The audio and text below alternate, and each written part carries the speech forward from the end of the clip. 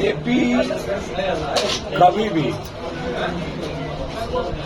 इस्तेमाल करती है और फिर भी पहले चिराग को बर्बाद किया और पारस को बर्बाद किया। नरेंद्र मोदी चुनाव जीतने के लिए दुनिया का कोई भी पाप कर सकते। अभी CAA लाया ना, पोलराइजेशन करने के लिए और हिंदू मुसलमान कराने के लिए। अरे मोदी जी पहले से ही कानून है। नमस्कार, आप लाइव सिटीज देख रहे हैं। आपके साथ मैं हूं वसीम खान। चिराग पासवान को लेकर पप्पू यादव का बड़ा बयान निकलकर सामने आया है। चिराग पासवान को पहले बर्बाद किया और अब पशुपति कुमार पारस को। देखिए, चिराग पासवान और पशुपति कुमार पारस को लेकर के पप्पू यादव का पारा हाई हो चुका है। पप्पू यादव खूब गरज रहे हैं, खूब चिल्ला रहे हैं। सबसे पहले आप जाप सुप्रीमो पप्पू यादव को सुनिए, सहरसा में पत्रकारों से बातचीत करते हुए किस तरीके से गरज रहे हैं। बीजेपी कभी भी इस्तेमाल करती है और फिर भी यूज एंड थ्रो। कभी भी बीजेपी किसी का, और खास तौर पर जो ये दो जोड़ी है, बीजेपी को जिन जिन लोगों ने बनाया, सबसे पहले बीजेपी को बनाने में सबसे बड़ी भूमिका बाला साहब ठाकरे की। उसके दल को इसने तोड़ा। उमा भारती, मुरली मनोहर जोशी, हिमाचल के पूर्व मुख्यमंत्री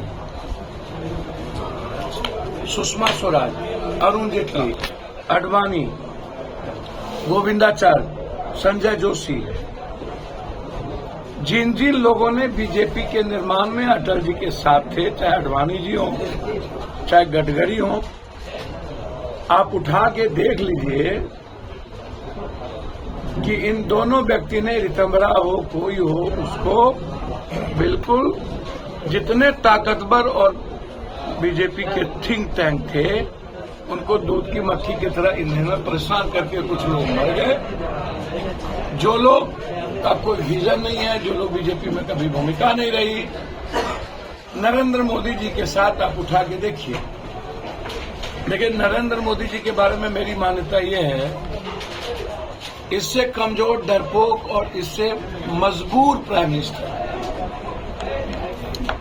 मैंने दुनिया में। इतना डरपोक है कि पुलवामा का सहारा लेना पड़ा। सर, कोई भी आदमी पुलवामा जैसे चीजों का सहारा, कभी राम मंदिर का सहारा, कभी पाकिस्तान का, कभी हिंदू मियां का, और अब वो सहारा क्या लेते हैं। कभी भी डायरेक्ट ये चुनाव नहीं जीता। मध्य प्रदेश में इन्होंने कांग्रेस को तोड़ा, कर्नाटक में कांग्रेस को तोड़ा, अजीत पवार जी के बेटे को तोड़ा। हमेशा पीछे से ये वार करता है। आप हमको बताइए ना, पहले चिराग को बर्बाद किया और पारस को बर्बाद किया। किसके हैं?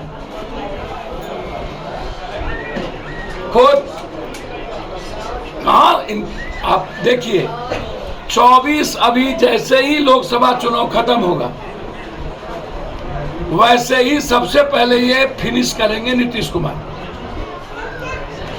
इनका पहला टारगेट होगा नीतीश कुमार को फिनिश करना, बर्बाद करना। आप देख लीजिए, फर्स्ट टारगेट।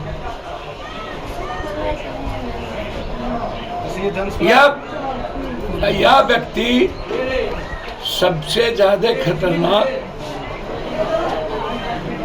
है डेमोक्रेसी के लिए, संविधान के लिए और लोकतंत्र के लिए। पारस जी एक सिविलाइज्ड आदमी, और उनको आप इस तरीके से बर्बाद किए, उनको तो लड़ा देना चाहिए महागठबंधन। मैं कोई राय नहीं दे सकता महागठबंधन। मेरा चल रही है कि वो महागठबंधन भैया, मेरा तो, हम तो आग्रह ही करेंगे। हमारी कोई राय नहीं है, न मैं कोई प्रवक्ता हूं। आपने पूछा तो मैंने पारस जी के बारे में कहा, या और भी जगह के बारे में मैंने कहा। नरेंद्र मोदी चुनाव जीतने के लिए दुनिया का कोई भी पाप कर सकता है।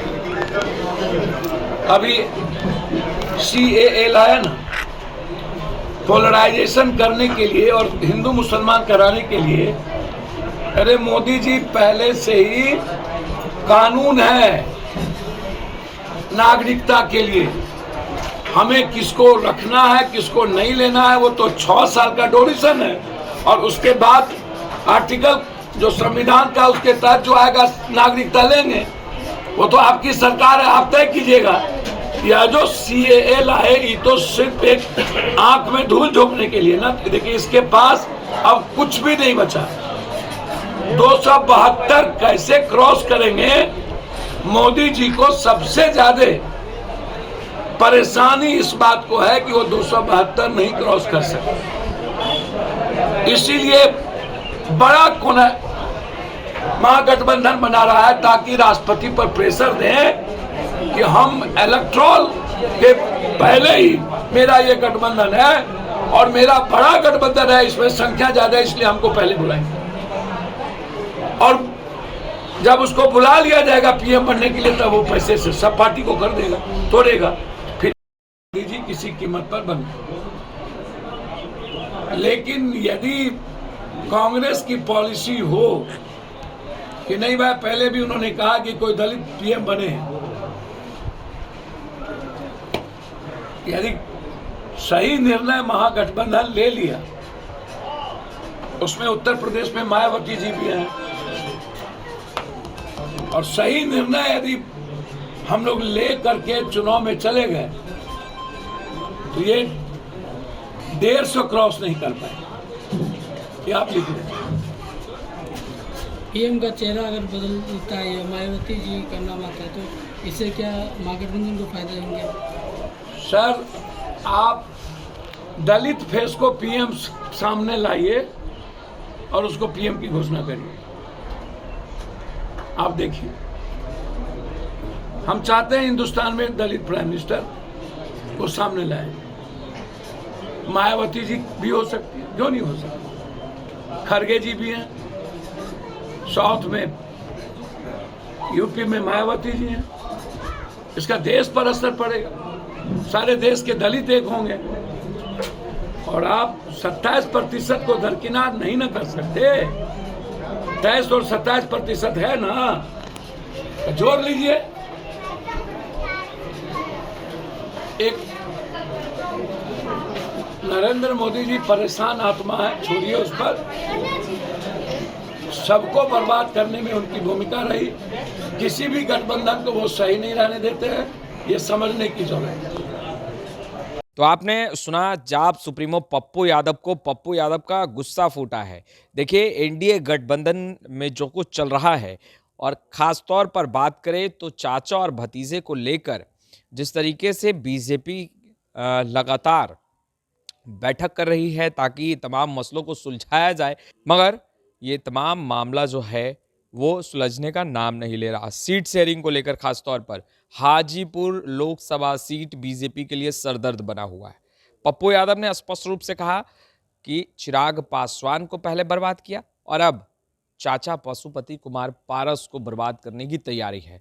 देखिए, राजनीतिक रूप से अगर देखा जाए तो लगातार चिराग पासवान और पशुपति कुमार पारस बीते कई महीनों से सुर्खियों में रहे हैं, और ख़ास तौर पर हाजीपुर लोकसभा सीट को लेकर जिस तरीके से दोनों ही दल के जो नेता हैं, चिराग पासवान हो या पशुपति कुमार पारस हो, लगातार अड़े हुए हैं कि हाजीपुर सीट से उम्मीदवारी वो ठोक भी रहे हैं और कह भी रहे हैं कि वहीं से चुनाव लड़ेंगे, और बीजेपी का भी सरदर्द बढ़ रहा है।